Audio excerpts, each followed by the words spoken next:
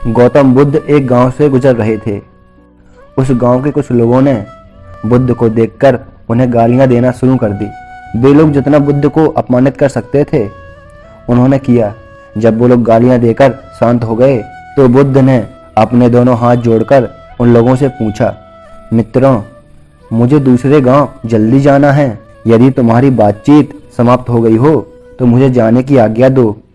बुद्ध के साथ ऐसा अक्सर होता था। जहां चाहने वाले होते हैं वहां ईर्ष्या करने वाले भी पैदा हो जाते हैं। वे लोग बुद्ध से कहते हैं, कैसी बातचीत? हमने बातचीत नहीं करी, हमने तुमको गालियां दी हैं, तुम्हारा अपमान किया है, तुम कुछ नहीं कहोगे? क्योंकि जो गालियां देता है वह उत्तर की उम्मीद अवश्य करता है। बुद्ध मुस्कुराते हैं और कहते हैं, जानकर कोई भी व्यक्ति कभी भी गालियों का उत्तर नहीं दे सकता। गालियों का उत्तर तो अनजाने में ही दिया जा सकता है, और अगर वास्तव में देखा जाए तो उस उत्तर को कोई देता नहीं है, वह अपने आप भीतर से आता है। यानी उस उत्तर को देते वक्त व्यक्ति जागा हुआ नहीं होता बल्कि सोया होता है। सामने से गाली आई, इधर धक्का लगा और गाली निकल गई। जो आदमी किसी दूसरे की गाली देने से बिना कुछ सोचे समझे, बिना कुछ विचार किए बदले में गाली दे रहा है, वह सोया हुआ है। वे गांव वाले पूछते हैं, मतलब हम कुछ समझे नहीं, क्या गालियां सुनकर आपके भीतर क्रोध पैदा नहीं होता? बुद्ध मुस्कुराते हैं और कहते हैं, हाँ, पहले ऐसा होता था लेकिन अब नहीं होता। पहले मुझे कोई गाली देता था तो मुझे भी क्रोध आता था, क्योंकि पहले मैं सोया हुआ था आप लोगों की तरह। लेकिन अब मैं जाग गया हूं।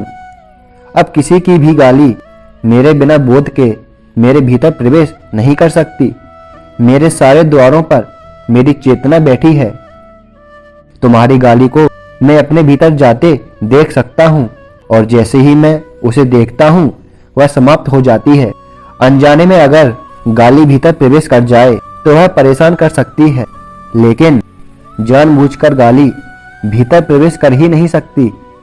बुद्ध उन लोगों से कहते हैं, तुम्हारी गालियां ऐसी हैं जैसे कोई गर्म अंगारे को पानी की तरफ फेंके। जब तक वह अंगारा पानी से दूर रहता है तब तक वह गर्म रहता है, और जैसे ही वह अंगारा पानी में गिरता है वह राख बन जाता है। ठीक इसी प्रकार हर व्यक्ति के भीतर बोध की शीतलता पैदा हो सकती है।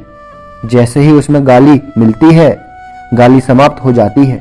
जैसे तुमने मुझे गाली दी, मेरे बोध की शीतलता से मिलकर वह समाप्त हो गई। अब तुम ही बताओ, मैं तुम्हें किसका उत्तर दूं और उत्तर कैसा दूं? जब तुम गाली देते हो तो मुझे तुम पर क्रोध नहीं बल्कि दया आती है। मेरे एक प्रश्न का उत्तर दो, यदि कोई व्यक्ति बीमार है क्या तुम्हें उस पर क्रोध आएगा? वे गांव वाले कहते हैं, नहीं, हमें उस पर क्रोध नहीं, दया आएगी। बुद्ध कहते हैं, गालियां व्यक्ति क्रोध में देता है और क्रोध एक बीमारी है। असंख्य लोग इस बीमारी से पीड़ित हैं और मेरा उद्देश्य है कि मैं उन्हें इस बीमारी की पीड़ा से मुक्त करूं। अब तुम ही बताओ कि तुम्हारी गालियों पर मुझे क्रोध आता या फिर दया? अब तुम ही बताओ कि तुम्हारी गालियों पर मुझे क्रोध आता या फिर दया? जो व्यक्ति सोया हुआ है उसे गालियों पर क्रोध आता है, और जो व्यक्ति जाग गया है तो उसे गाली देने वाले पर दया आती है।